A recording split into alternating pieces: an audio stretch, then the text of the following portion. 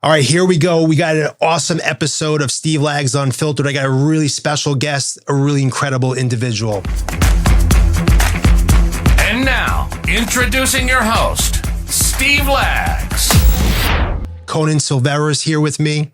Now, Conan is a co-founder and coach of the American Top Team. American Top Team is a gym that's won a 6-time winner of Best MMA Gym in the world, right? Perfect. And Conan, you have a really special story. Thanks for coming here today. I can't wait to get into it. Steve. My pleasure to be here. So let's start where it all begins. So here you are in South Florida. You've got the top gym for MMA training, but you started your journey here in the U.S. at a young age of 20 years old, correct? Yes, I actually since I was a little boy, my dream to come to U.S. was something. Then I kept just waiting for the right opportunity to come, and right. When that happened, I came and I never left. So I lived here more than I lived in Brazil. Mm-hmm. So 20 years old, you come here. You come by yourself? I came with my brother. I brought my brother with me. Okay. Yes. And what'd you bring with you besides your brother? Zero, nothing. Yeah. So you said the perfect time, but is there ever a right time? Actually, in my situation was because I didn't have money in Brazil, mm-hmm. and I was one time then the government to make people to look forward to travel more. They were selling the dollars a little bit less than was actually the price outside. Mm-hmm. So I had friends then, they had money. They were buying tickets for everybody so they could buy the dollars and, make a, trade or something. So they got me the ticket. And from there, I'm like, I have to get a visa. And by the 80s, I believe was the end of the 80s, to get a visa wasn't that hard. Right. So I got my visa and I came here and I never left. So I sold everything I had in Brazil. Right. I put $300 together. Yeah, when I say sold everything, gives you the impression that it was a lot of things. Right. No, it wasn't. And with the $300 we came. The next day I got here, was already working, and the hotel that exists today in Miami Beach calls Civilis, something like that. But I still there. So how fast did you get a job? You show up, you get a job. The next day I got here, I got a job, as a dishwasher. Okay. Because $300, it wasn't that much money. Wasn't gonna last. Yeah, and I say, you know what, I have to do something. So I knew somebody, and then I know a friend, you know somebody, and I just started looking for a job. Right. And from there, I'm still here. Right. So, but why did you come here? What was the purpose of coming to the U.S.? So you had a dream of coming here. What did you want to, what was the purpose of I actually, Steve, didn't have that dream of come to the United States, make a lot of money, go back to Brazil. Usually that's what the immigrants, they do, Right. They come over here, make money, go back to their country. They buy an apartment, go back over here, make a lot of money, a little bit more money, buy a car. My dream was to stay here. As incredible can sound, but I felt then I was going back home. Mm. And you're like, but I never been in the United States. I didn't even speak English at all. I'm still learning to today. Mm. But that was my dream. The feeling was, I'm going back home. Right. It is something that sometimes things in life happens, and we sometimes waste time looking for the right reason. Let me look for the exactly reason, and sometimes the reason is never gonna show. Right. You're never gonna find out. It's just the feeling that is strong about And back then for me it was to be here, come here. So you come here. You're Brazilian Jiu-Jitsu. Black belt, Brazilian Jiu-Jitsu. Yeah, like 9-time black belt or something ridiculous? No, I actually, when I came here, I was just a black belt. Okay. First degree or second degree black belt. But I didn't have the chance to really teach anybody, because what was Jiu-Jitsu back then? Mm-hmm. Nothing. Nobody knew about it.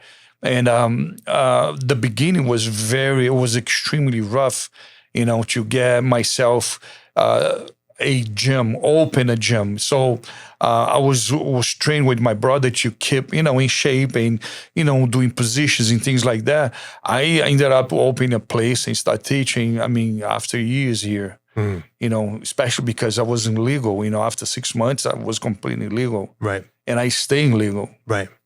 So how do you get it back? So how does this evolve in from that point to where you are today? So you start fighting, you're starting to get into MMA a little bit, right? You do a little bit of fighting and training. Like, how does it work? It goes a little bit like this. Right. For every single part of my life, I never left jiu-jitsu. I never stopped training jiu-jitsu. It was a time then I worked in 3 jobs. And like, how did you train? I will find a way to start training a little bit here with my brother. And to the time that I could leave one job and get a gym, to get mats inside the gym and start calling people to, hey, come over, I'm going to teach you jiu-jitsu. And, some of the Brazilian that was already living here, so they knew a little bit more. So I got here by the end of the 80s. By 93, 94, I was ready teaching jiu-jitsu. So, right. American Top Team basically saying came from, all the way from that, I'll say the parents of American Top Team was one of the first gyms I opened here. Then was a Carson Grace Academy, right? From Brazil. And from there, I fought professionally here and on the 90s too. And it was one time then I say, you know what, I gotta keep my life going and making this is my job. Yeah. I was able to do that, right. Because the fighting, I became the Extreme Battle Cage champion, heavyweight champion. I fought on the time there was no time limit, no gloves, no nothing. It was anything goes. Wasn't a nice name like MMA. Right. MMA is a brand new name for the sport, but I was, pioneer. Right. I am a pioneer on that. Yeah. So it was a little less refined back then. It was just like, you're just getting started. It was bare knuckles and just go for it. Yeah. it was a mix of, it still was MMA, right. Seen that way, but was no sanction. They didn't have any commission, was pretty much, I would say illegal, but illegal. And some was only 3. So you have idea, was only 3 states in the United States that was allowed to have that kind of a combat sport. Right. So, a lot of people would say, hey, Conan, when you come here, you're coming to the US 20 years old, $300, boy, you're going to really be limited in life, what you can accomplish. And then when you think about like, when your approach, but you obviously didn't see it that way. You didn't see limitations, because if you did, you wouldn't have pursued and had the results that you've accomplished here. And we'll get into that more. But what's your approach with life? Not only you individually, but you're coaching professional fighters as well with self-limiting beliefs. And what do you tell people that don't believe they can? There's limitations to what they're accomplished based on their circumstances. Steve, I'm a very strong believer that the limitation is imposed by yourself. You are the one that limited yourself. You choose to. It is about choice. I don't believe then anything in life is impossible for you to do it. I believe then people, they choose to believe they not going to be able to do it. They're not going to find a way to do it. And probably the question is, sometimes it will take a little bit of time. Yes. Sometimes it's going to take a lot of time. Sometimes it's going to be extremely hard. But the decision to make that happen is completely yours. Nobody else. Right. You signed by your dream. You choose the path, that you choose the direction, and always for the experience that I had in life, even when I was a kid, personal experiences. I learned in a very early age that life is all about choices. Right. You know, you can, and sometimes people get confused in being extremely cold and you know, very rational. I don't think that is what people should see that way. I think then, like I said, it is about the choices. You know, you're not gonna have anything in life that makes you great, that makes you brings you a lot of success the easy way. Right. It's not going to be easy. It's not going to be easy. That is exactly what the people do. They try to get, and you probably heard that many, many times, the same place, but in the easy way. Yeah. It's not going to happen. Right. You know, and most of the people, especially nowadays, what they try to do, they try to find the right formula, the right numbers, the right pill, the right this and the right that. Like the cheat code. Yes. It's not going to change. Right. Life doesn't change that, doesn't change the direction itself because it's convenient for you. Right. You know, and it's one thing that I always tell, you know, the fighters, the people that I have in contact, I would say, you make your own choices. You know, it is about keep going, but you have to choose that. Has to do more with you than anybody. Right. Not anyone else. You got the answer is always in the mirror, right? We all, if you think, and if you pay attention to most of the people, everybody's looking outside. Everybody's looking for a different answer or a nice answer. And it's now out there. Right. That is never going to be outside. It is about you. Right. It is about what you decide to do, and especially the way you deal with situations and problems. You see, it's one thing that also I tell people, I say, problems is not the worst thing in life. They actually are the best teachers. And one of the things that I say, so remember when you're in school and you see, at least for me, it was the math teacher. When he walk in the room and I'm like, oh my God, he gonna come with all the numbers and all this signals and signs and all this, then you have to do. That was the worst class for me. Right. But that is exactly what I need the most. Right. And most of the time, problems, you know, are the ones that brings you the lesson that you need to learn. Right. But we make a choice to see them the worst thing in our lives. Right. And I don't want you to think that, oh, so you love problems. No, I don't. But when they come, we have to have a relation. Say, all right, I'm not going to waste my time crying, panic, getting desperate. How we can resolve this. Right. Yeah, you have a choice to look at it as a problem or an opportunity. Exactly. There's always two sides to it. And we just decide whether it's conscious or subconscious what to do. Now, when you say you talk to people, it's not just you know, obviously you're coaching high performing fighters, but this is for anybody, correct? To be honest with you, I talk to my fighters, but the people that I like to talk the most are the ones that don't fight. Okay. Actually, the MMA guys, because the true fighter, the real fighter is not the one that does MMA. The true fighter is the one that they have a dream. And from that dream, then he wakes up every day in the morning, 4 o'clock in the morning, he goes to work. From work, he goes to school. From school, he goes back home, sleep a couple hours and go back to exact same thing he was doing the day before. That is the real fighter. This is the one that go through a rain and sun and snow, and you see him and he always has a smile in his face. Right. You know why? Because doesn't matter what happens, doesn't matter any obstacle that comes in his way, he's going to do it. Yeah. You can present him the dinosaur, King Kong, and he's going to say, all right, cool, I'm still going to go for it. Right. Because that person's got a purposeful journey. They're pursuing a dream and they understand it's a journey. It's not an event. That is, I would say that is the consequences. The first thing that he knows the best is about himself. Yeah. I believe then self-knowledge, it is the most important thing that you have to have. Right. And self-knowledge is not linked to, how weak I am, how strong I am. It's nothing to do with that. It has to do then, how do you know yourself as a person? Right. You know, one of the things that I mentioned in the book is, then people, I mean, it is amazing to say that, but people have a kind of a crazy cold relation with themselves. And I can mention some examples. You know, when you at least by what I live is like that. Every Tuesday night and Friday, every Monday night and Thursday night, you got to put the trash can outside. And sometimes you see your neighbor and say, hey, how are you?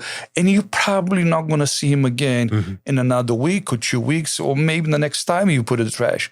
Some people deal with themselves exactly like that. They see each other. Actually, they see themselves every time they have an event.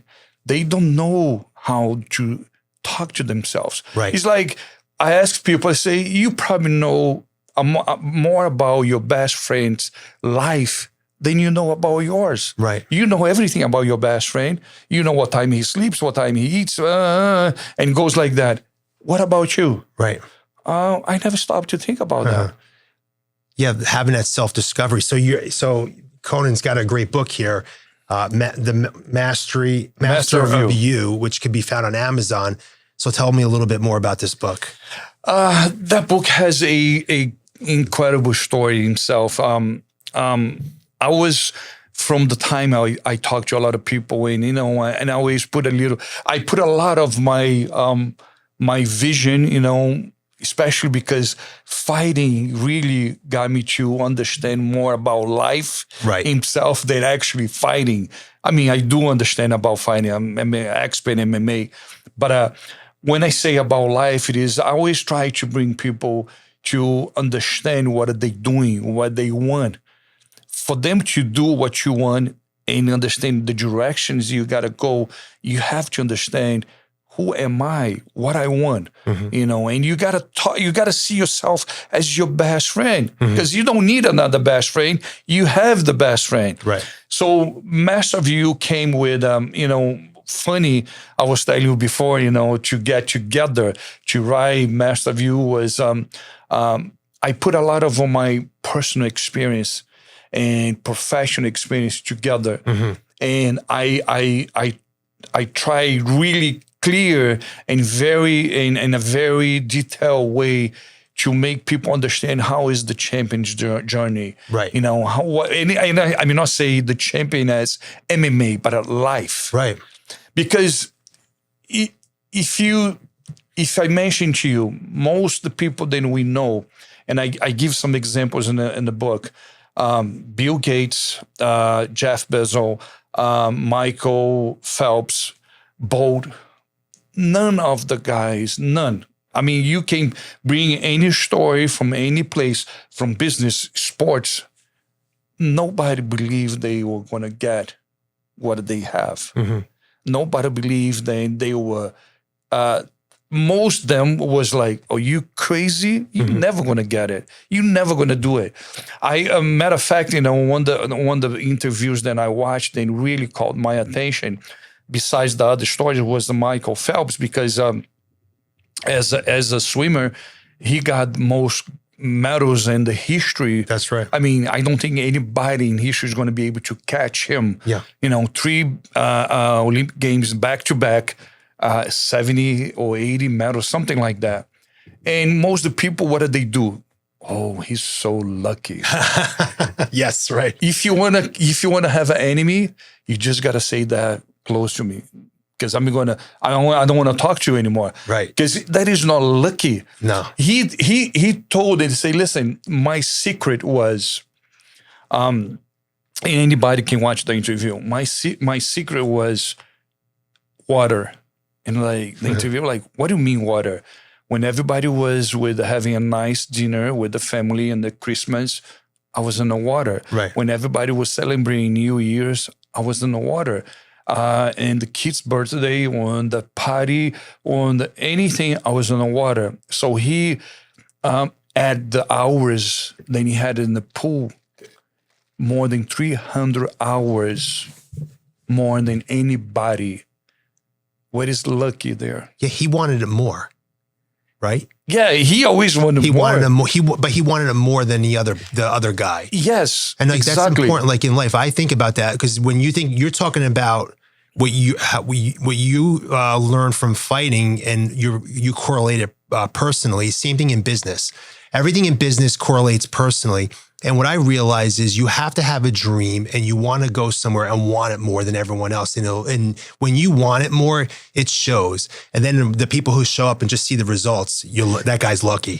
Exactly. It is always the number one question. How bad do you want? Yeah. If you ask that question every single day when you open your eyes in the morning, your day is going to be different. Yeah. You're not going to see anything that is going to stop you, because whatever you want is going to come first. Most of the people, they say, oh, you can take the horse to the river, but you can make the horse drink water. You don't have even to take the horse to the river. Just ask the horse, how thirsty are you? I see people who are not happy professionally in their life with the results, but they'll work an 8-hour day, and hey, it's 5 o'clock. I'm out the door. What do you like? But for me, if I'm not happy with results, I'll be up to 4 o'clock in the morning if I need to be, like whatever it takes. So, when you see that in people, what is it? Why are people like, are they just brainwashed and conditioned to not understand what it really takes in life?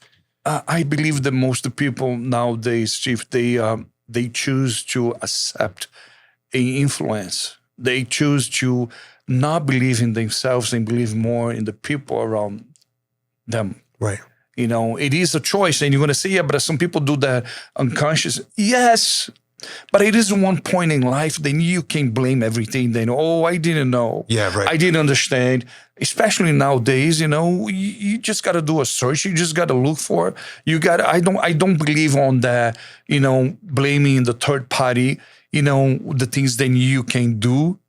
It's just you are responsible for that. It's like I give a good example. When I tell my fighters, and I have every single one coming to my office in the gym and say, the first week, we have a talk, so I know them a little. We got to know each other. I'm like, what do you want? Why did you decide to become an MMA fighter? Mm-hmm. Oh, I want to make a lot of money.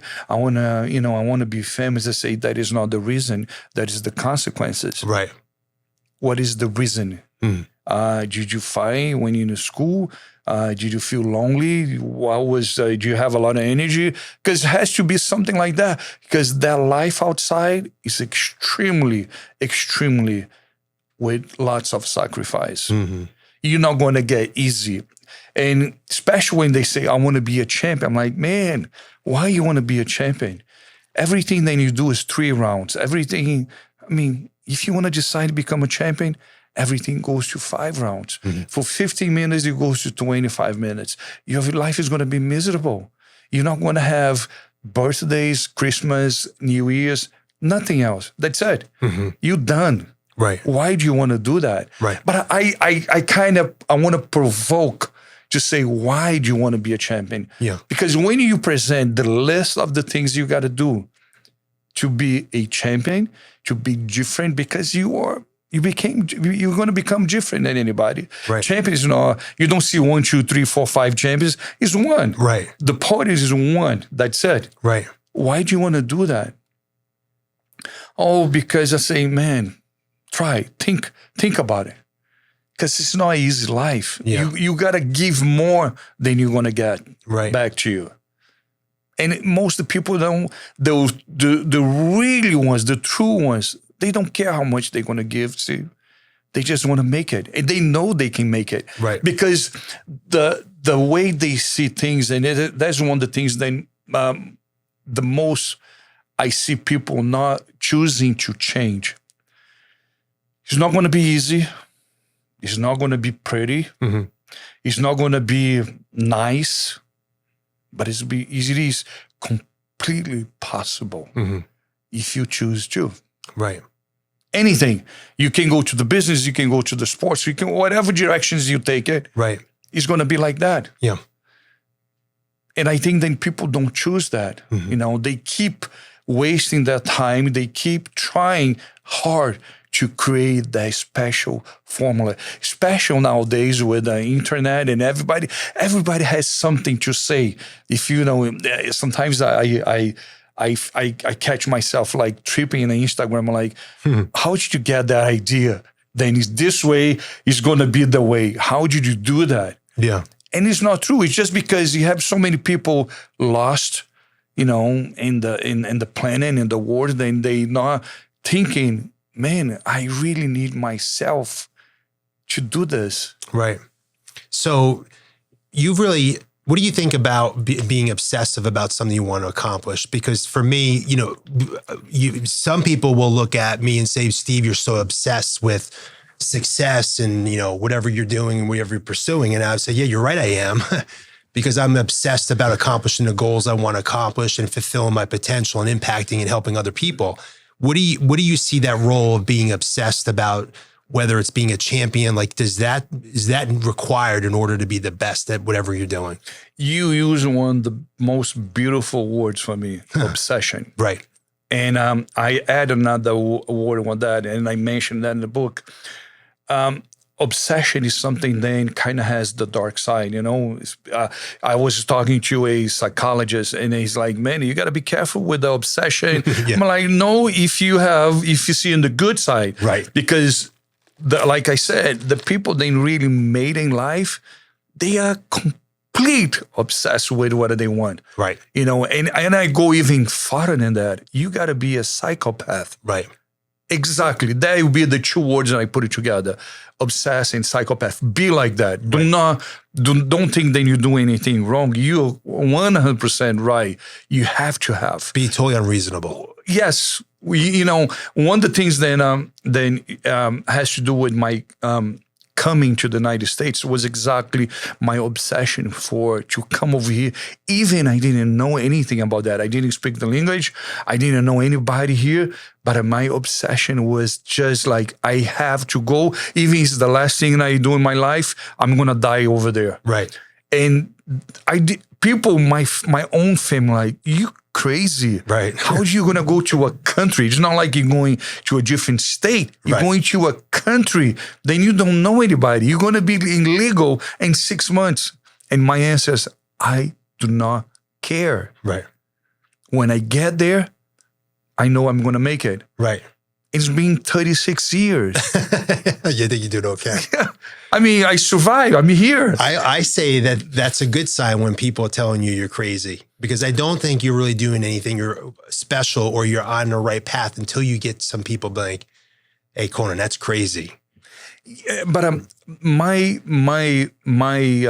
say that my fear doesn't come for the people that don't believe it. To be honest with you, yeah. And I'm going to put it in a very nice way, I don't care. Yeah, good. Yeah, I really don't. Right. If you tell me gray, or if you tell me, oh my God, it's going to be, I don't care. You don't need validation. I don't listen to it. Right. I don't need anybody to tell me, if I'm capable to do it. And one of the most incredible, and that is a fact that is not even a story. It is a fact that happened to me, happened to you, to anybody here. It is one time in your life, in the beginning of everything, that without any conscious, any intelligence, you became a champion. You became the only one at the moment. Based on, it is a study, if I'm not wrong, in New York University, then a healthy man can ejaculate between 300 million and 1.2 million megameters is the sperms. Right. So imagine now, you are the only one, you, Steve, let's use you. Right. That time of the conception between your parents, you swim more than anybody at that time. No, you didn't get second place. You didn't get third place. Right. It was just a first place. Once you open, you got it to the castle, to the house, to the mansion. How do you want to, if you want to say running, if you want to swimming. How many million is it about? Between 300 million. Yeah. It is the size of U.S. It's population. Yes, between 300 million and 1.2 billion. Oh, okay. So my question is very simple. And you're going to say, Conan, that is, that is a mother nature, blah, blah, blah, blah, blah, blah. No, it's not. Right. It is something that we should hold inside ourselves and remember, not every day, every second of our lives. I am born as a champion. Right. I'm born as a winner. I did. Right. What it seems to me, then everybody wants to disattach that. Everybody doesn't like that. Yeah. It's like most of the people try to go in the different directions. They try and they don't, or they choose not to remember then one day the first second of their lives, because that was the first second. Right. That was not when you're born. You took 9 months to born. That is your first second. That was you and another 300 million people running after you. And you say, no way, then I'm going to lose that. Yeah. I'm going to go first place. And that was the point with the first place. Right. How you can dare yourself about your capacity. Right. How you can dare yourself about limitation. Right. It is almost impossible. It is almost like, hey, I don't want to bring God's name, but it has to do with him, of course. Right. He already gave you the first proof. Right. What are you capable to do? Right. What are you questioning yourself about that? So that brings up mindset, like, and you're dealing with that at a competitive level. We talked about it a little bit earlier today before we started filming. Some people say it's 90% mindset, 10% physical talent. Like, what's your thought about that? Yes, Steve, come on. It is 1,000% your mind. It's 1,000%. No, nothing in yourself is going to function the right way or the right directions if your mind is not in the right place. Right. And how you make your mind to be in the right place. Start talking to yourself a little bit. Start, meeting yourself sometimes. Like a conversation. Yeah. I mean, we have conversations with our best friends and what people, but how you spend your time with yourself?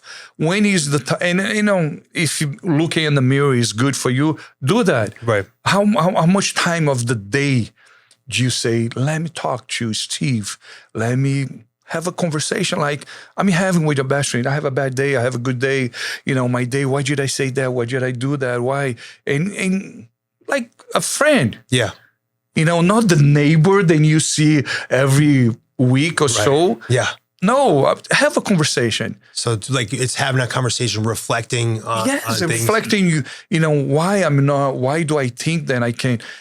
Most of the time it is about you having a relationship with yourself. Right. We want to have a relationship with everybody. Right. But we don't put ourselves on the list. Oh, and that needs to come first in order to have a relationship with anyone else. We should be a number 0, not number 1. Right, yeah. 0 comes before number 1. Right. You should be number 0. That should be my number. I have a talk with myself, as meditation, as before I go to bed, whatever you want. Yeah. You don't have the time. How are you gonna measure? How are you gonna put a way to, schedule to talk to yourself? It should be a constantly relationship. How do you deal with a fighter that you're coaching and they have that negative self-talk and they're doubting themselves, and that's that conversation they're having with themselves? So how do you guide them through that? What's that process? I would say the number 1 is really bring them attention, to that attention. Then he has 2 persons in one body. Yeah. One then he knows a little bit, and one he doesn't know at all. Right. So you got to bring them together, right? And the one he doesn't know is the one that's got the more potential. You say the more positive, or sometimes he has, depends, what he knows about them. Some people or some of the fighters, that was the question. They don't even know what are they doing. How are they going to know about themselves? Yeah. Why am I here? Why am I doing this?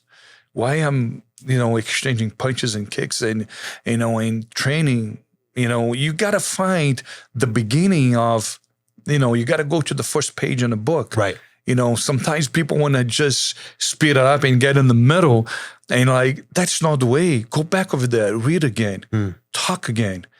Find I think what the people are afraid the most is they're going to find weakness. So what? Right.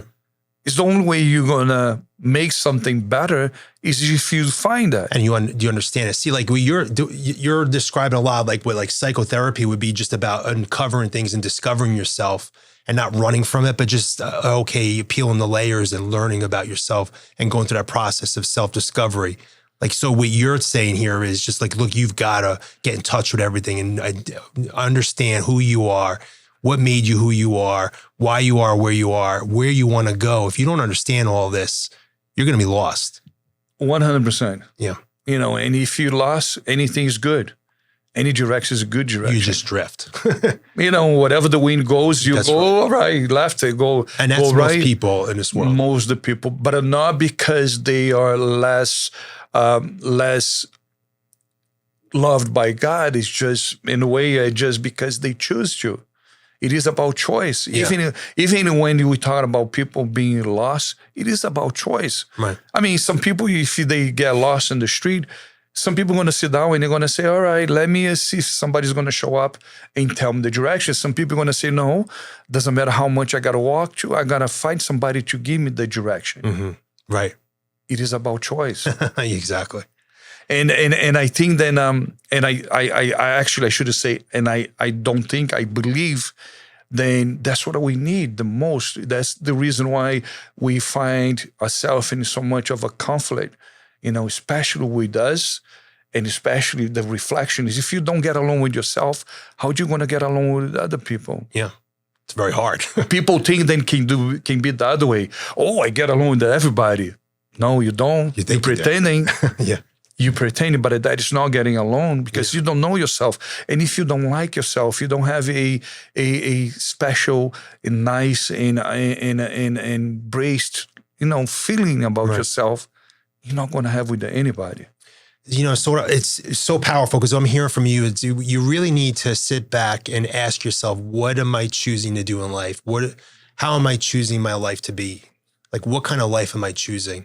Not what kind of life is happening to me, but what am I choosing in life? Because everything that, wherever I am right now, is a result of my choices. 100%. Whether I want to acknowledge that or not, that is a fact in life. Life doesn't happen to me. It happens because of me and because I chose to be. The choices I made have led up to where I am today. 100%. That's right. Yeah, and more people just need to be able to take full responsibility for their lives and where it goes and understand. But maybe they don't need to understand that they have the power to do that. Like, it's possible to do that. Anyone can do that. Why not having a power? You just got to choose to have a power. You actually have a power. You, like I said, you know, in the first second of your life, you had a power, and you didn't have the consciousness you have today. You didn't have the intelligence that you have today, and you made a decision. I'm going to run, and I'm going to swim like a crazy, and I'm going to get first place, gold medal. Just instincts. Can be. Yeah. I mean, you can present so many reasons why that happened, that actually second happened. And I'm going to say, I agree with you, but it still was against 300 million people. Right. Mm-hmm. Because they are people too. You know, I mean, if they win, they will be people. So the question that I always bring to people is, how would you deal with life? Right. How do you see life? Do you blame life for the things that happens to you? You blame life for, you know, all the bad things, but you just like life when good things happen. Right. Sorry to say that, but that's not like that. That's not life. But most of the people, they leave. You know, why you see so many people, and I see more and more every single day, doing what they don't want to do, right? Being who they don't want to be, because they look to the other ones and say, "Oh, I want to be that person." You're never going to be that person. Mm-hmm. You don't have way to do that. Right. You know, where is one body, you can put it the second body in the same exactly space. Right. That belongs to that body that was there before. That's right. You can do it. So why not choose again to be yourself? You know, to be just you. Yeah. Yeah, and I think that a lot of people think that you're going to first have things in life and then you'll start doing things that people like that have and then being that person. Life is not about that. It's just about being first and choosing who you want to be. Exactly. Yeah, and that allows you to do the things you need to do, and then you have the things you need to have. But those things don't even really matter at the end of the day, because it's more important about that being of who you are and enjoying that journey of whether it's whether it's an obstacle or a so-called problem or inconvenience or the bad things that just happen in life and part of life, you experience that and there's appreciation to it. And I think life becomes a lot easier. Now, a lot of businesses have family-owned businesses where family works together. And I know that you coach your son. Yes. So I'd be curious to know, because my dad started the business and my dad's retired. I bought the business from him, but it was a challenge working with my dad. You know, my dad, in a sense, coached me in business, but you're coaching your son. How do you separate that between drawing boundaries between, hey, I'm a dad right now, or I'm your coach? Like, is ever those lines get mixed? That's a good question, because most of the people, they're like, how you went in the actually fighting that day, fight day, how you corner your son? I'm like, that day, that is not sitting on the corner. Mm-hmm. That is quiet and watching the fight. Right. The ones cornering the son, the fighter, is the coach. So I separate myself in the way of what is his needs, what he needs the most. Right, not what your needs are. He needs the coach. Right. The coach is the one that's going to see the fighting, the details, what he's not seeing, to give him good instructions, tell him, stop it, do it, go, you know what I mean? So after the fight, I allow the daddy to come out. Right. You know, that's fine. Yeah. Get the emotions, cry, jump. You know, that's my kid. Yeah. But that's one thing that I believe that I do really good, is to separate myself, not because I'm special, it's just because I see what he needs the most. Mm. And, you know, and if I know him as a fighter, I can't let the dad come out and say, oh, my son, because the emotions will come out. Right. I need the emotions, not that I don't feel, but I kind of put the emotions on the side and kind of stay calm. I'll let you come out in a little bit, but not right now. Right. Yes, I work with my brother and my sister, and they're partners in the business, and it's the same thing. When we're in the business and we're in the moment, it's I'm the CEO. But then afterwards, okay, then maybe if it's at night or we're getting together on a weekend or whatever, and then we have an opportunity of like, hey, I'm so proud of you, you know? Right. One of the things that helps a lot is that I'm very, I understand very, very well that it's not my dream, that is his dream. Great. No, he invited me. A lot of parents could learn from this. Yes. It's about not your dream. My second book is based on that. Okay. And most of the fighters, you know, most of the guys and females and males that I trained and became a champion or became good fighters, it is very, very clear for me that it's not my journey. I was invited to be part of that, to do the best I could and the best I can to make that dream come true, but it is not mine. Right. So the reason why I say that, because I cannot like more than you. Yeah. The point that I like to be the champion, but when you fighting, is something wrong. Mm. So I tell the guys, I say, listen, I'm going to do the best I can, but that's your journey. Yeah. You're the one driving. Right. I'm the passenger. I'm not going to put my hands on the wheel. It's yours. You got to take responsibility. And I think that with my son works pretty much very, very good. That's awesome. Because then I say, hey, we're going to make decisions together, but do not forget, I don't fight with you. Mm-hmm. It's not 2 against 1. Mm-hmm. I stay outside. Right. So it's your fight. Yes.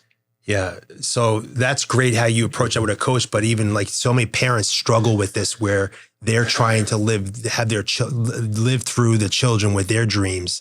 Even in sport, even at young ages, you see the parents like freaking out at like 8-year-olds at sporting events. And you're like, you gotta be kidding me. Like you want it more than them. This is about them. If the parents, if every parent understand a little bit, just a little bit, how they doing so wrong when they try to live that dream through that kid, own kid, oh my God, they will never do it. Because that's one of the worst things then. No, and let's put it this, not only parents, anybody that wants to, through you, make their own dream. That is, you know, it's like, you're not going to walk with my legs. You got to walk with your own legs. Right. And parents should be the first one to say, I'm going to be here, but you are the one walking. Right. You are the one running. You have to have that responsibility from the beginning. That's not mine. I see through my life as a coach and before, the gyms I had and teaching, having kids, is one thing that I always did was I always separate, any parents who were allowed to watch, but not to be part of. Right. So I had a glass. Perfect. And I was teaching the kids. Soundproof too? No, they could, they were not going to hear. Yeah. They could see it, Right. but they could not get in by the match, and say, Be the second coach. I never allowed that to happen. Yeah. Because they want to do that. They want to save. They want applause when the kid's doing good, and they want to grab the kids when they're doing bad. You can. No. And I know that it's painful. Yes, when you love somebody, especially when you love a kid, your kid, you love your kid more than you love yourself. But you got to understand that they need to have their own experience, especially because a good parent will know that one day he's not going to be here. Yes. That's right. That's the only reason. If you tell me become a parent, we'll give eternity for the rest. Okay, I'm cool. All right, that's great. But it's not reality. Yeah. So how can I inform my kid? How can I raise my kid understanding the best I can about life, about responsibility, about limitations in the way of, you got to be polite. That's much more than obligation, right? Much more than a job. You got to understand that is the reality. And losing can teach kids more than winning can. Sometimes winning is the worst teacher. And allowing them to go through losing and not rescuing them from that, whether it's just whether this entire game or it's just something specific they're trying to accomplish when they're competing. I agree. I will share with you one experience that just happened to me. Josh, my son, then fights in the PFL, was in the finals, November 24. The final was a $1 million prize for the finals. Big final. He lost. He lost the finals, lost by decision. And actually, that was a much better fight for his opponent, But I had another fighter. Then I have to corner the fighter 2 fights after Josh. And as a coach, I was, I don't know if I say deception. As a father, I was destroyed. Right. As a coach, I was like, the bad taste. I don't know exactly how I can call that feeling, but I could not allow that feeling to interfere in the other one's dream. Yeah. So I kind of have to put myself together, really have that talk with myself and say, hey, job is not done. Right. You got another fighter, then has a dream, then he wants to win the $1 million, then wants to become a champion, and I complete separate. That was the first question. My wife's like, how did you do it? Did you went to the bathroom and you cry? I'm like, no. Did you, I just have to think separate. I just have to, put a hold. Not that I didn't feel, because it doesn't matter. I feel, of course, but I have to just say, hey, hold on. Let me finish my job over there. And I'll get back to you after that. Yeah. And that was a tough experience, Steve. It was something that I never went through that. Yeah. But it was good. It was really good. Yeah. Right. So that's learning how to lose. But if you've never lost before, you could have never pulled yourself together. If it was the first loss you've ever had, that you would have never been capable. So learning how to lose is important. And it's never fun, but it's important. I also believe that going to the fight or to the experience, before it was like, and I believe that is a little confusion too. Most people think then, oh, you think negative, you pessimist. I'm like, no, it has nothing to do with that. I believe that the best way for you to have an answer is not actually knowing the question. It's just the fact that you got to prepare yourself for a good and the bad. Right. So I was prepared to celebrate both fights. I was prepared to say, hey, maybe if that goes wrong, what am I going to do there? And I have been like that since I understand myself. Yeah. It's not that I'm negative. Oh, I want to lose. No, it's not that. But reality doesn't knock on your door. Right. Just walks in. Right. You're not going to say, hey, can I get in? Can I walk in? No. Yeah. He's going to just kick the door and get inside and say, hey, so what's up? Yeah. How are you going to deal with that now? Here I am. Exactly. So because that, to understand that, I'm like, you know what? I gotta think then it is a possibility. Maybe I lose both, maybe I lose one, right. or win both. I don't know. But I have to be able to look the situation right in the eyes and say, all right, let's talk. I love that. You heard from Conan. Reality doesn't knock on the door. It just kicks it in and says, hey, what's up? Hey, Conan. Just serves you. That's right. Hey, awesome having you here today, man. I appreciate it, man. Yeah, you're a really special individual, and I'm really excited that I got the opportunity to have a conversation with you today. My pleasure, my pleasure. Call me as many times as you want. Oh, I'm going to do that. I want to come and visit your gym. Yes. That would be a really special experience. So book on Amazon. We want to make sure we look at that up, get that, master review. And if anybody wants to reach out to you, social media. What, Instagram? Conan Silveira. Conan Silveira? Yes. Okay, there you go. Conan Silveira on Instagram. Buddy, thank you so much. I appreciate it, Steve. Thank you. Thanks.